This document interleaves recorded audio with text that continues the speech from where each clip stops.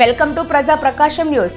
ప్రకాశం జిల్లా ఎర్రగొండపాలెం నియోజకవర్గంలోని పెద్దరావీడు మండలం మద్దలకట్ట పంచాయతీ చాట్లమడ గ్రామంలో వైసీపీ కార్యకర్తలైన జడ్డా రమేష్, నరేష్ లపై టీడీపీ నాయకులు దాడి చేసి తీవ్రంగా గాయపరిచారని, వారు ప్రస్తుతం మార్కాపురం ప్రభుత్వ వైద్యశాలలో చికిత్స పొందుతున్నారని, ఈ ఘటనపై విచారణ చేసి దాడి చేసిన వ్యక్తులపై కఠిన చర్యలు తీసుకోవాలని జిల్లా ఎస్పీ దామోదర్కి ఫిర్యాదు చేసిన ఎర్రగొండపాలెం శాసనసభ్యులు తాటిపర్తి చంద్రశేఖర్.